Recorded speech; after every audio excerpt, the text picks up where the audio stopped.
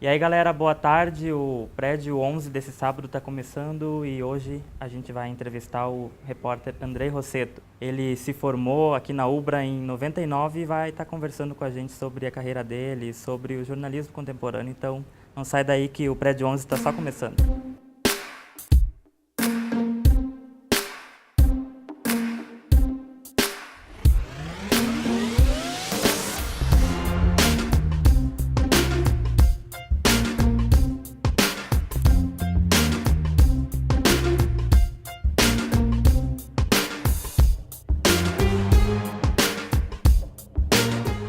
Então, bem-vindo, Andrei, aqui ao nosso programa. Boa tarde.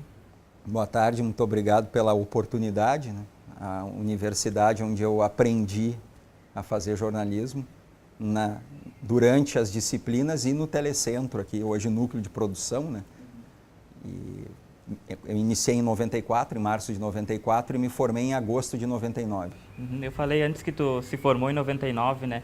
Tu nota alguma coisa na diferença assim, do ensino de jornalismo para hoje em dia, não só aqui na Ubra, mas em o que eu acho que assim, em algumas coisas evoluiu, né? Principalmente em termos de tecnologia, isso não dá para negar, mas ainda não continua bom. No geral, eu acredito que as universidades, as faculdades de comunicação, elas ainda não conseguem formatar um profissional apto para trabalhar no mercado de trabalho. Não sei também se essa é realmente a função da universidade, né? Se ela tem que deixar o aluno realmente pronto. Acredito que tem que ser um meio termo, porque o jornalismo é uma profissão muito técnica também. É preciso a teoria, mas também precisa muita técnica. E a técnica, ele só vai aprender ao longo dos anos. Ele vai adquirindo repertório ao longo dos anos. Então, isso eu acho que ainda peca, né? Ainda existe um preconceito, eu que agora estou no meio acadêmico e também no meio no mercado profissional, fazendo mestrado na Universidade Federal, eu sinto um pouco de ainda discriminação, ainda um ranço, o mercado com a academia e a academia com o mercado. Eu acho que a gente precisa interagir isso muito mais do que está sendo feito agora. São apenas algumas universidades que têm essa integração, que puxam o mercado para dentro da universidade. Eu acho que isso ainda falta e em várias universidades, são poucas que fazem esse tipo de trabalho. Mas em termos de tecnologia, não tenha dúvida. Eu tive aulas aqui em máquina de escrever, isso em 1995. A internet começou comercialmente em 1995. Eu me reunia nas aulas aqui com os alunos para a gente discutir o seguinte: vocês viram aquele negócio lá nos Estados Unidos que está interligando universidades e tal? Que legal aquilo já era a internet. Só que a gente não tinha ideia daquilo, né? da proporção que ia ter. Da proporção que ia chegar. Hoje a gente está falando aqui, bota online e vai para o mundo todo. E a gente tinha conversado antes sobre as mudanças, né? No telejornalismo, o que tu vê de mudanças, assim, de lá para cá? As redações, vamos começar pelo lado negativo, né? As redações cada vez mais enxutas, isso é uma realidade, né? A convergência, por causa da internet, ela acabou reduzindo, né? Hoje a gente tem um número cada vez menor de pessoas fazendo mais coisas, né? As pessoas multitarefa, multifunção dentro das redações. Isso impacta na qualidade. Redações mais jovens. Então, quando você bota muito jovem trabalhando, você perde certas referências. A gente precisa ter os cabeças brancas dentro das redações, né? Hoje, algumas redações regionais, não falando redações nacionais, trazendo para o mercado do Rio Grande do Sul, redações nacionais é outra história. Precisa ter gente experiente, precisa ter cabeça branca, precisa ter gente com repertório. Mas nas redações regionais, o que a gente vê é isso. Então, é para pagar menos mesmo. A verdade é essa, infelizmente. A gente trabalha numa lógica comercial, né? Isso mudou em termos de mercado. Mas a gente consegue hoje, por exemplo, reportagem multimídia. Eu não conseguia fazer isso na época que eu era estudante. Hoje a gente vê reportagem multimídia, reportagem multiplataforma, multimídia, usando todos os elementos de uma linguagem, de uma narrativa audiovisual que eu não conseguia fazer antes. Hoje a gente cria, New York Times, Folha de São Paulo, Estado de São Paulo, criam narrativas multiplataforma, usando texto, usando áudio, usando infográfico, usando vídeo, usando todos os elementos e costurando a narrativa dessa forma. Isso é uma maravilha. Hoje o telespectador, já o internauta, vamos dizer assim, ele consegue interagir com a gente. A gente consegue ter noção de quem está nos assistindo, de quem online ou na tela, a gente pode conversar. As redes sociais revolucionaram muita coisa, para o lado bom e para o lado ruim. A gente consegue muita pauta vindo das redes sociais, a gente consegue saber o que agrada, o que não agrada. Eu acho que essa é a parte boa em termos de tecnologia. Mas conteúdo, se a gente for pensar em conteúdo, o bom jornalismo vai ser sempre feito de boas histórias. Isso desde do início até agora. Né? A diferença é que nós vamos ter mais recursos e vamos ter novas plataformas para distribuir esse conteúdo. Mas esse conteúdo continua tendo que ter qualidade. Tu já passou por várias emissoras, né? Pela TVE, pela RBS, pela Record. Né? E já participou de várias coberturas históricas, assim, né? Como, Correto. Por exemplo, a da Chapecoense agora ultimamente. Kiss, Chapecoense. E o que te marcou mais dessas coberturas? Uma reportagem? Pode contar um pouco pra gente algumas, assim, alguns exemplos? A Kiss foi algo... foi uma tragédia sem proporções vistas ainda no Brasil para a época. Né? Eu me lembro que eu estava quando deu o incêndio, que foi na madrugada de domingo, né? Eu estava na França estudando francês, eu estava fazendo um intercâmbio lá. E eu quis voltar, o SBT não me deixou voltar. Ia ser muito alto o custo, óbvio, eu estava louco. Mas era notícia lá. Eu queria fazer reportagens lá sobre... foi capa de jornal na França, na época, sabe? Eu voltei 15 dias depois e eu fiquei um mês em Santa Maria. A gente brincou que a gente ia alugar um imóvel em Santa Maria para continuar lá. Foi uma das coberturas mais difíceis que eu já fiz, porque são 242 vidas que se perderam ali. Imagina o clima na cidade. Né? Para fazer uma reportagem dessas... a gente fala em imparcialidade. Imparcialidade não existe no jornalismo, isso é lenda. A gente trabalha para chegar o mais próximo da imparcialidade possível. Mas ali não tinha como não se impactar com aquilo ali. Não tinha, com a dor daquelas famílias, as mães, os pais, os amigos, os sobreviventes. E a gente continuou, é um factual expandido que a gente chama, porque aquela tragédia rendeu cobertura o ano inteiro.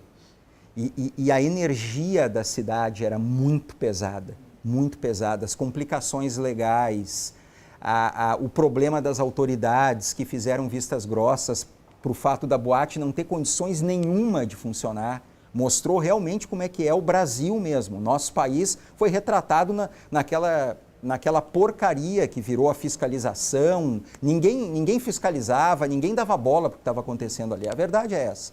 É isso, a gente acompanhou na TV por meses, né? E como é que é para o repórter?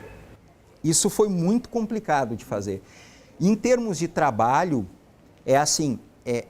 não tem como produzir. As matérias iam surgindo como factuais diários, assim, e nós trabalhávamos 12, 13, 14 horas por dia, porque tinha que estar atualizando a todo momento as informações. Então a gente começava a fazer uma reportagem às 8 da manhã, às 10h30 mudava um pouco, ao meio-dia mudava mais um pouco, às 2 mudava mais um pouco, e assim ia, porque a coisa ia atualizando.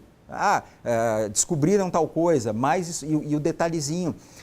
E a gente tem concorrência, então a gente quer mostrar um trabalho diferenciado em relação à concorrência. Mas é cansativo, mas é um trabalho que o produto final até trouxe. Nós fizemos, quando celebrou um ano, nós fizemos 3 reportagens, nós fizemos uma série especial quando quando fez um ano da tragédia, o aniversário da tragédia. Foi uma das melhores coberturas que a gente fez. A da Chapecoense foi assustadora também, só que o avião caiu longe, a milhares de quilômetros de distância. Né? Então, a gente sentia a dor, mas não foi ali. O que eu vi na Kiss foram pais que iam para frente da boate chorar, porque o fato aconteceu no quintal deles, na cara deles. O pai deixou o filho na porta da boate e morava a 2 quadras da Kiss, e depois caminhou para ver o filho morrer dentro da boate, a 2 quadras da casa dele. O impacto maior era esse. Eu via, depois que eu cheguei 15 dias depois, eu via os tapumes, eu via o que era o desespero dos pais que chegavam ali na frente. A Chapecoense foi um desespero, lógico, mas eu não via isso, o fato ali. E as pessoas também não viam. Elas imaginavam como é que era, depois que as imagens começaram a chegar. Mas também foi uma cobertura dura, trabalhosa, né? Mas que faz a gente aprender muita coisa. Aprender no fato pessoal, de vida mesmo, de valorizar certas coisas que a gente não valoriza, né? E profissional também. Então a gente vai te interromper aqui, a gente já volta aqui com o nosso bate-papo. E tu que está em casa, não sai daí que o Prédio 11 vai fazer um intervalo e a gente já volta.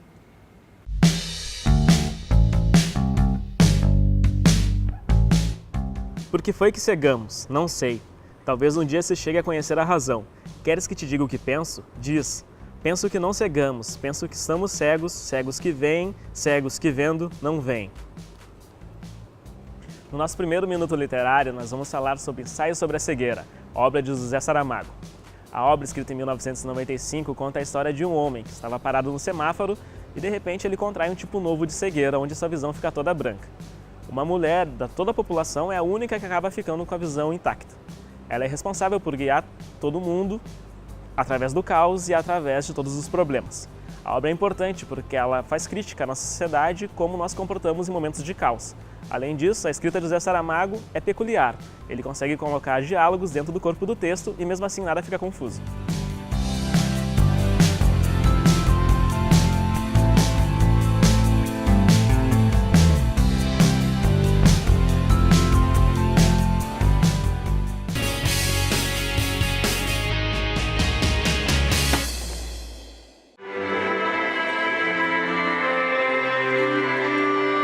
O curso de moda da Ubra realizou na última terça-feira seu principal evento semestral.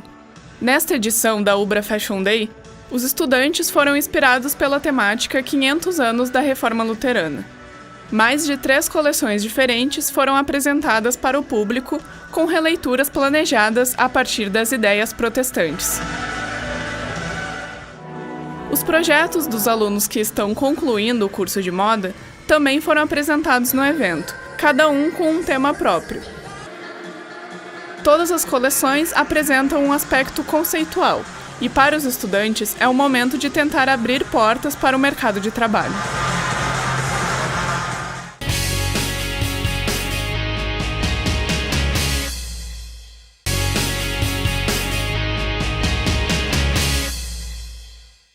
Então a gente está voltando do intervalo agora e nós vamos continuar o nosso bate-papo aqui com o repórter Andrei Rossetto.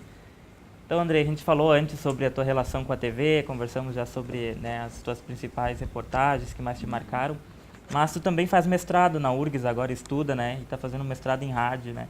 De onde é que surgiu essa ideia de estudar rádio e trabalhar com TV? Explica um pouco pra gente. Eu queria fazer algo na área de audiovisual. O meu orientador, ele é do rádio, o professor Luiz Arthur Ferrareto, que foi professor aqui também na universidade, na Ubra. E ele disse, então vamos fazer o seguinte, a ideia partiu dele. Vamos analisar a linguagem audiovisual, o vídeo online que usa a linguagem audiovisual no rádio. Por exemplo, podemos usar a Rádio Gaúcha como objeto, que é a que está usando streaming e ao vivo e redes sociais e matérias com um pouco de linguagem multimídia, né? Usando aporte de texto, sonoro, infográfico, foto, vídeo, eles chamam de multiplataforma, e eu topei. E é interessante pelo seguinte, na verdade, vídeo online, ele é vídeo online. Trabalho multiplataforma, multimídia, se for o rádio, se for o jornal, se for a TV, a linguagem multimídia, os elementos que se usa para compor a narrativa multimídia, eles são os mesmos. A diferença é que uma emissora de rádio está usando na página dela da web ou no suporte, num suporte como smartphone. A linguagem é a mesma.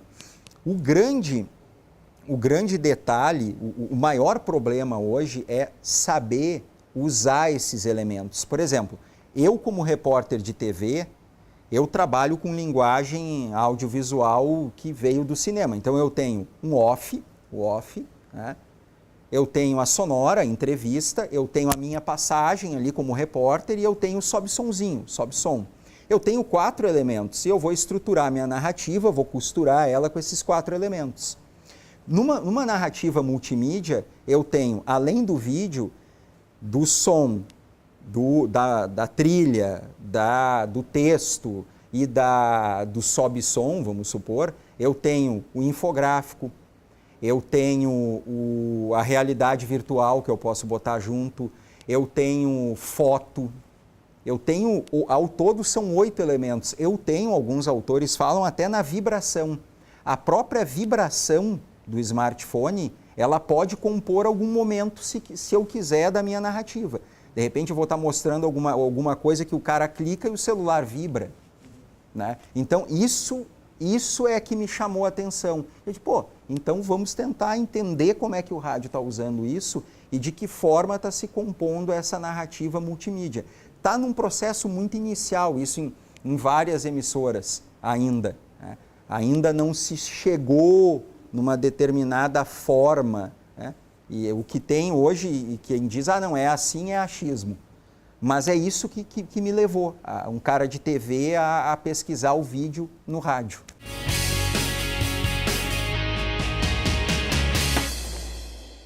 Diretoria e técnicos da Aeromóvel Brasil S.A. apresentaram em novembro o protótipo da 6ª geração da Aeromóvel. O projeto está em desenvolvimento há 2 anos, sendo produzido no Parque Tecnológico da Universidade.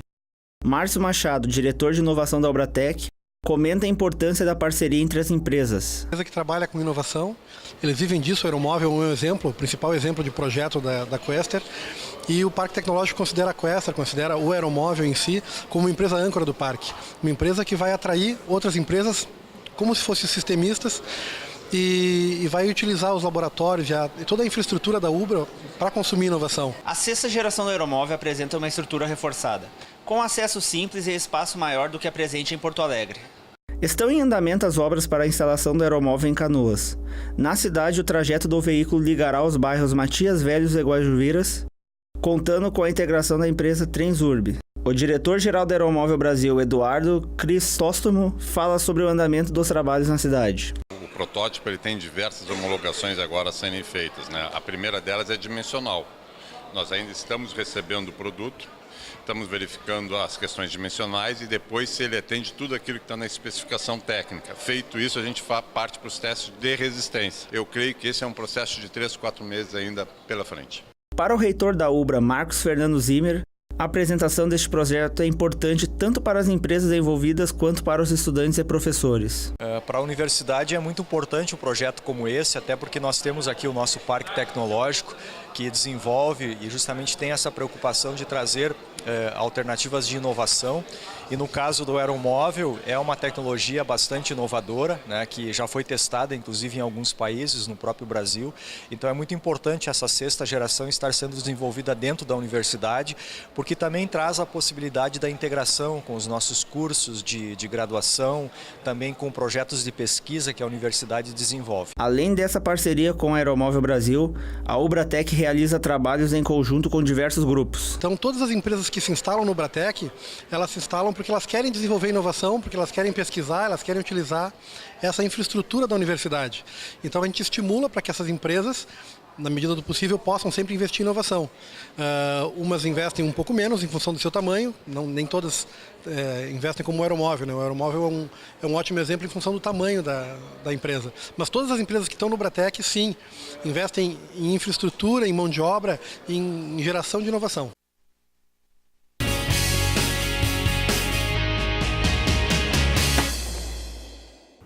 Continuando então, na tua visão, assim, nos tempos conturbados de política no Brasil, né, como é que tu enxerga o papel do jornalismo? Assim? Olha, eu tenho uma definição. Eu acho que o jornalismo é necessário porque o jornalismo tem a capacidade de transformar uma sociedade mais livre. E a gente só é livre quando a gente tem poder de escolha em cima da realidade que é apresentada para nós. Eu acho que essa é a nossa função. A gente tem que apresentar a realidade da maior forma possível para as pessoas. E esse é o momento que a gente mais precisa do jornalismo. Tem excessos? Tem excessos. A Lava Jato vai continuar por bastante tempo, mas muita coisa está acontecendo por causa da imprensa. A gente está vendo que as redes sociais caíram em credibilidade. Isso foi um levantamento que foi divulgado agora, no fim de semana, final da semana passada, pela Kantar Ibope. Pesquisa, eu acho que em 4 países, entre eles o Brasil. As redes sociais caíram em credibilidade nos últimos 2 anos, por causa das fake news. Os grandes veículos, a credibilidade se manteve ou aumentou. Por quê? Porque nós temos um certificado de curadoria. A gente chancela a informação que a gente está publicando. Olha, isso aqui está chancelado pelo SBT, pela Folha de São Paulo, pelo Estadão, pela Rede Globo, pela Record, enfim. Essa chancela significa que aquela informação ela passou pelo tripé básico do jornalismo. Apuração, checagem e contextualização. Deve ter passado, né? A gente sabe que tem umas exceções, mas deve ter passado por isso. Então, o que o internauta hoje ele faz? Eu quero ver tal informação, mas eu quero entender que aquilo ali, eu quero ver aquilo ali, eu quero acreditar. Ele vai num grande veículo. Ele vai num grande veículo. A rede social perdeu a credibilidade e com razão. Eu acho que todo mundo pode pegar o seu smartphone e ir para a rua e brincar de ser repórter. Mas ele não domina a técnica jornalística. A gente faz faculdade para isso. A gente domina a apuração, checagem e contextualização. A gente fez faculdade para isso. Por isso que é importante a faculdade de jornalismo. É isso que vai ser relevante. Eu acho que a Lava Jato, voltando, essa podridão que está aparecendo no Brasil, é por causa disso. Eu acho que a credibilidade da imprensa aumentou por causa da divulgação disso. Né?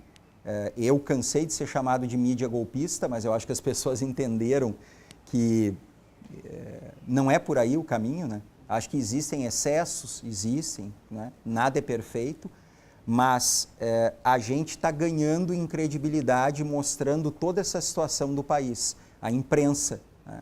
Mesmo com certos excessos e espetáculos de vários setores, mas eu acho que nós afirmamos que sim, somos necessários para que exista uma democracia forte. Tá bom, para agradecer a tua presença aqui, a gente tem um espaço agora para tu dizer onde é que as pessoas podem te encontrar. Como eu trabalho com um negócio online, né, eu tenho tudo que vocês imaginam. Eu tenho Instagram, o meu nome é Andrei Rossetto, Facebook, Twitter, tudo ali é Andrei Rossetto. É só me procurar e me adicionar, que eu geralmente dou uma olhadinha e adiciono todo mundo. Eu sigo a linha 80-20, 80 profissional e 20 pessoal. É uma ótima fórmula. Então, Andrei, muito obrigado pela tua presença aqui no Prédio 11 e tu que está em casa não se esquece de se inscrever no nosso canal no YouTube e de curtir a nossa página no Facebook. Até o próximo sábado. Tchau, tchau.